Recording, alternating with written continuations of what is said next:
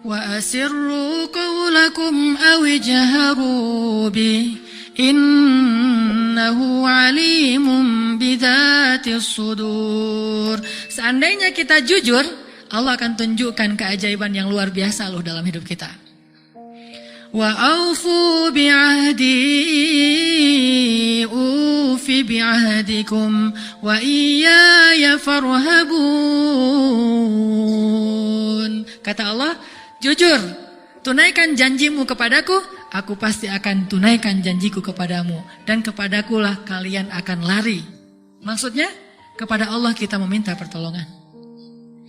Jadi kalau kita jujur sama Allah, Allah akan jujur sama kita. Kalau kita benar-benar mengatakan itu dengan yakin, Allah tidak akan mengecewakan kita sama sekali. Keajaiban itu akan terjadi dalam hidup kita. Sangat mudah urusan kita. Saya sendiri sering membuktikan ini, dan sering benar. Kalau ada yang keliru, itu karena saya masih belum baik imannya. Misalnya, contoh sederhana mau ceramah. Ceramah yang menurut saya paling beban adalah di sini.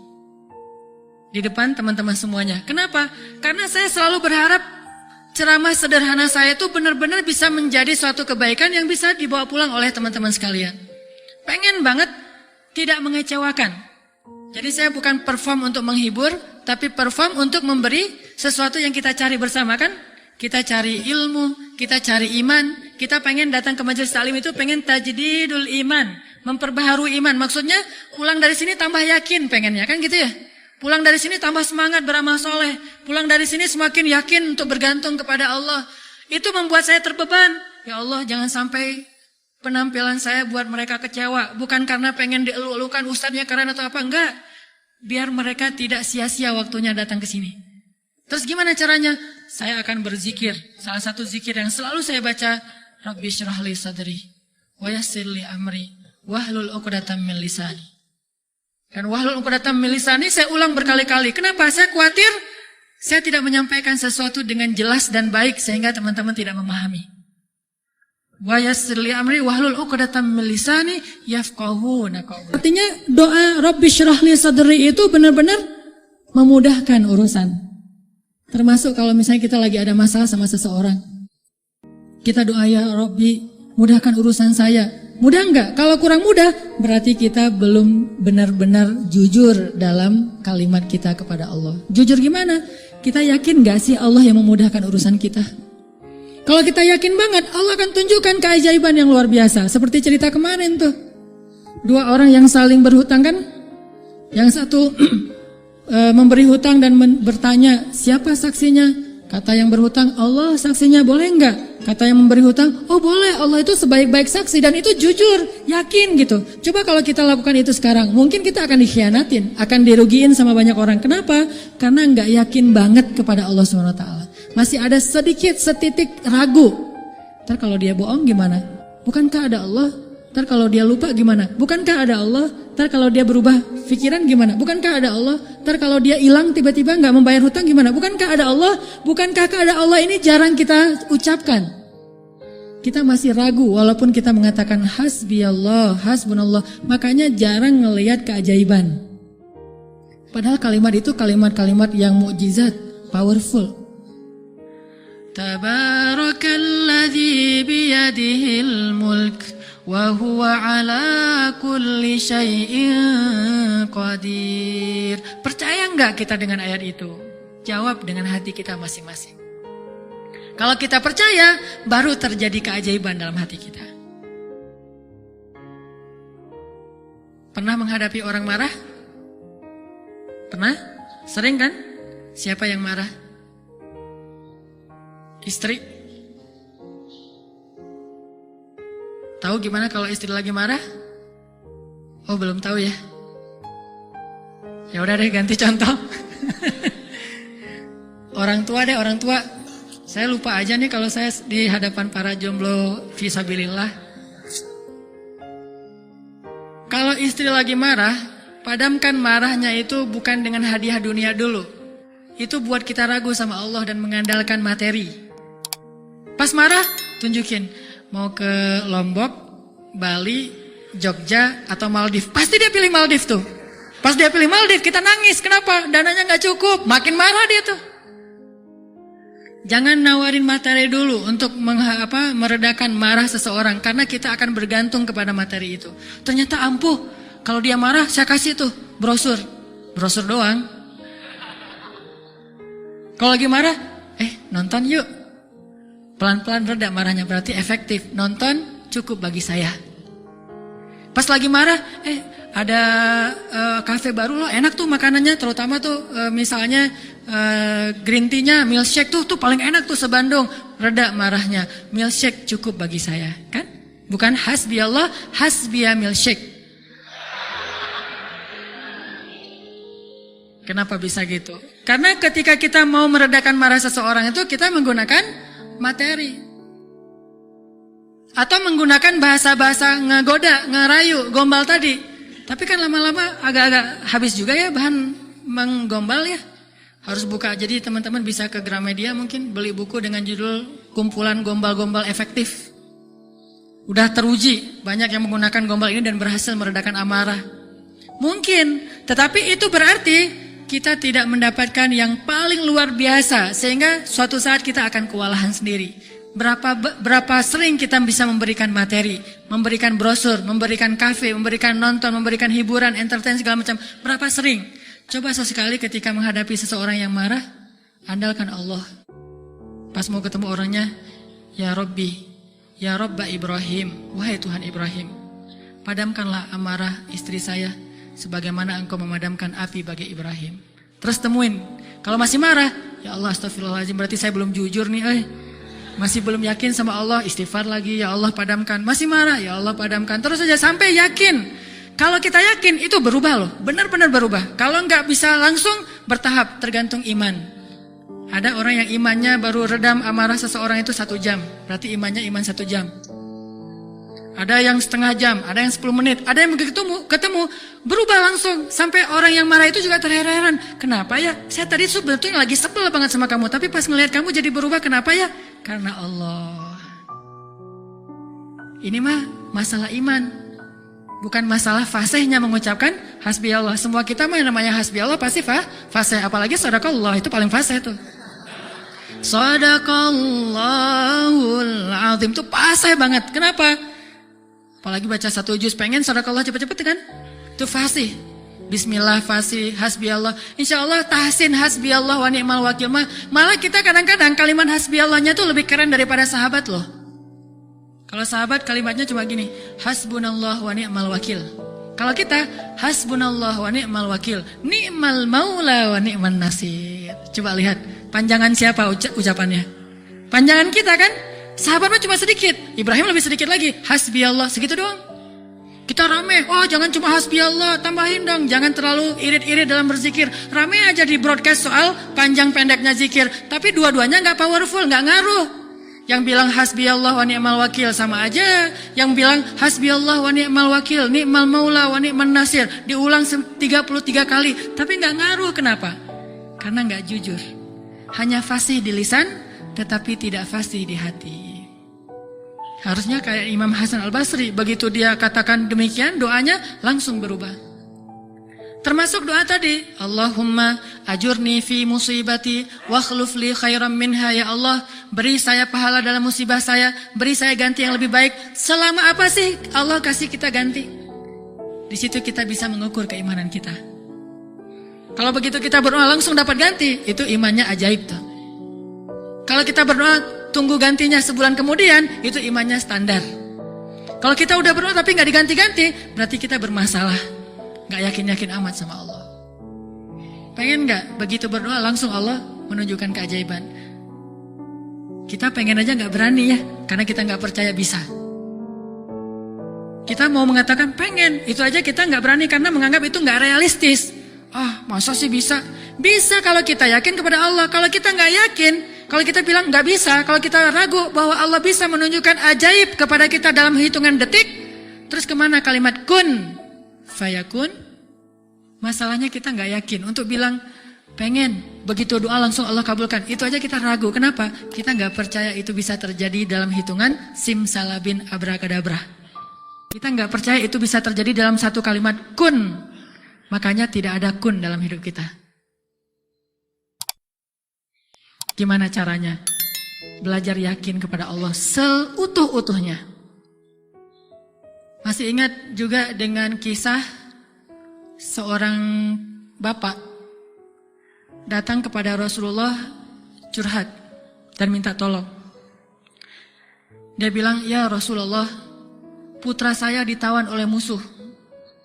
Dan mereka meminta tebusan 100 dinar. Kalau saya nggak ngasih uang 100 dinar, putra saya akan dipenggal, akan dibunuh ya Rasulullah. Sedangkan saya orang miskin. Jangankan 100 dinar, 100 dinar itu mungkin sekarang sekitar 250 juta. Mahal. Saya nggak punya uang sebesar itu ya Rasulullah. Untuk makan aja susah. Terus gimana ini ya Rasul?" Waktu itu Rasulullah juga nggak punya apa-apa untuk diberi. Sahabat-sahabat banyak yang keluar negeri untuk berdakwah, sehingga orang-orang kaya kayak Utsman, Abdurrahman lagi nggak ada. Terus nolongnya gimana nih? Nabi kasih satu zikir. Kata Nabi, "Pak, banyak-banyak mengatakan la haula wala quwata illa billah." Bapak percaya? "Oh percaya ya Rasulullah." Pulang dia tuh. Coba kalau kita digituin, "Ya insya Allah ya Rasul, tapi duitnya gimana Rasul?"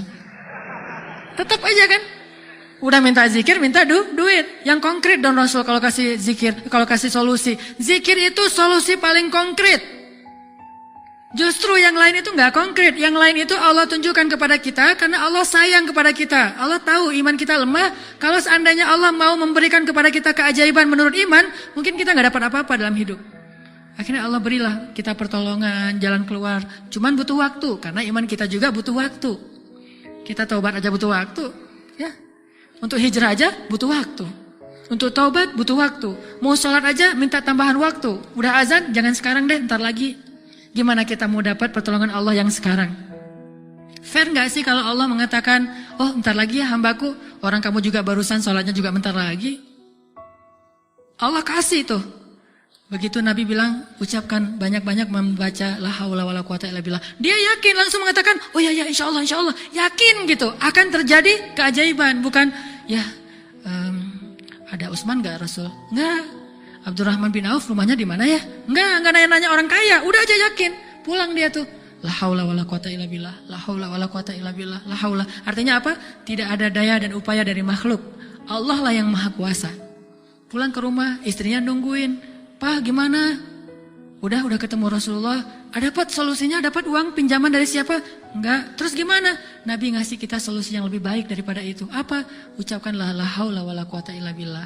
Istrinya enggak protes, langsung bilang, "Oh ya, langsung la haula wala quwata illa billah." Berdua tuh la haula wala quwata illa billah. Enggak ada ya kirain duit 100 dinar. Enggak sama sekali, yakin. Begitu malam, sepanjang siang mereka la haula wala quwata illa billah, malam hari tiba-tiba putranya pulang. Nggak sendiri, bawa ternak, bawa kambing banyak tuh, domba dibawa. Ada ratusan ekor domba dia bawa pulang. Di luar, wah rame apa nih apa? Ada domba, siapa? Oh putra kita, Masya Allah. Pelukan, kangen gitu ya. "Kamu gimana bisa selamat?" Kata putranya, "Wahai ayah, ada keajaiban. Tadi, tiba-tiba ketika saya sedang diikat dan besok mau dipenggal, pengawal-pengawal saya itu tiba-tiba pada ngantuk, tertidur, dan tiba-tiba ikatan saya menjadi longgar, sehingga saya bisa melepaskan diri, dan bahkan ketika saya mau pergi, saya kepikiran, kenapa saya nggak bawa domba-domba aja sebagai ghanimah? Domba 100 ekor, kira-kira berisik nggak sih? 100 ekor domba berisik nggak? Berisik kan? Berisik banget kan? Tapi seberisik itu, orang yang ngawal dia tuh nggak bangun loh. Allah udah tutup telinga dan penglihatan mereka. Mereka nggak bangun sama sekali, dibawa. Dan untuk ngumpulin domba 100 ekor, kira-kira butuh berapa jam? Itu bukan kerjaan yang gampang. Ngumpulin 100 ekor, digiring ke satu arah, udah gitu berisik lagi. Ada yang, domba yang lari ke sana, ditarik lagi. Namanya domba kan, domba-domba yang tersesat gitu deh.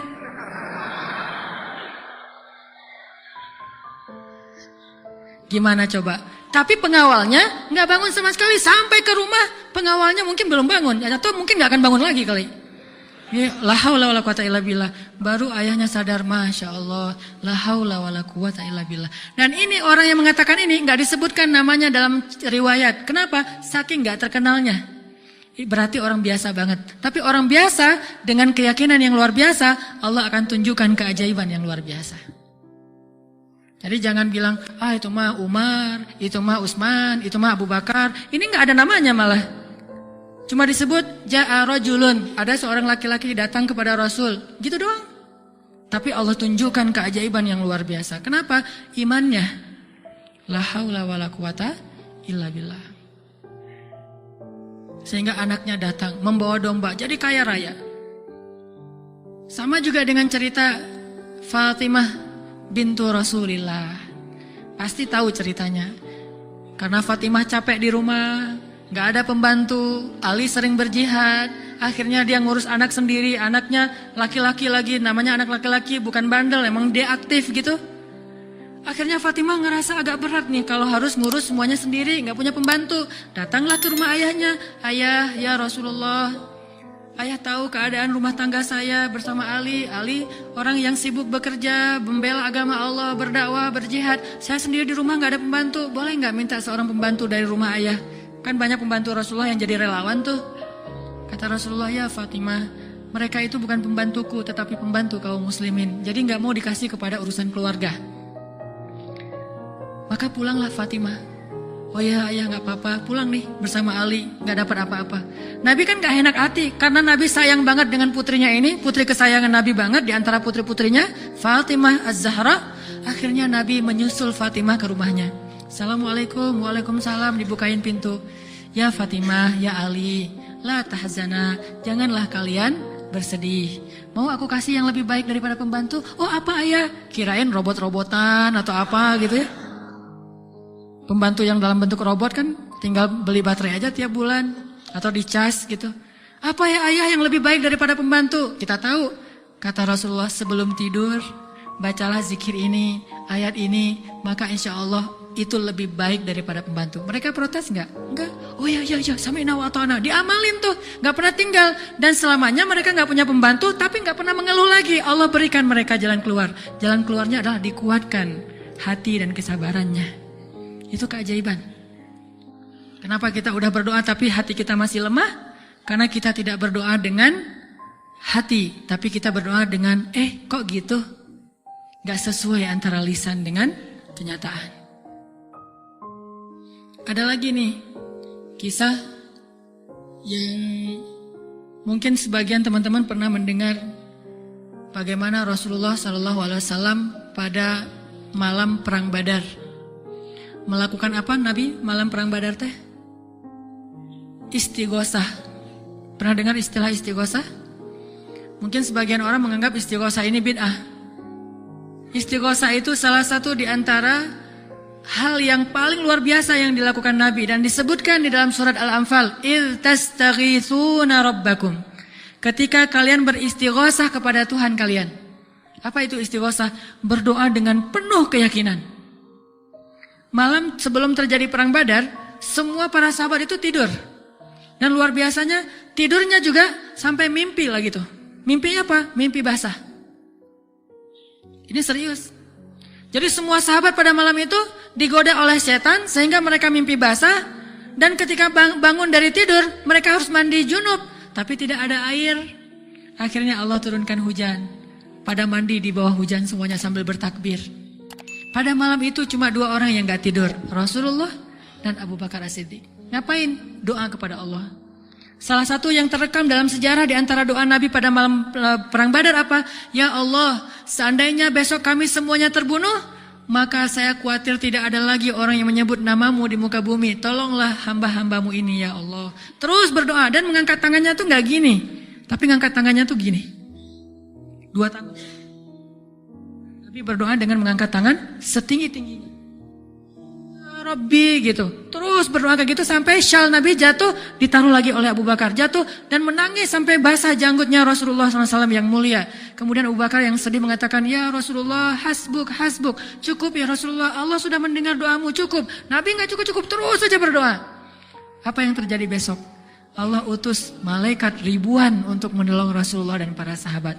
Dan kita lihat hasil perang Badar. Bukan karena dia Rasulullah, tetapi karena imannya adalah imannya seorang Rasulullah. Kalau kita punya iman minimal dekat atau mirip dengan imannya seorang Nabi, Allah akan tunjukkan mukjizat yang mirip dengan seorang Nabi, yang disebut dengan karomah.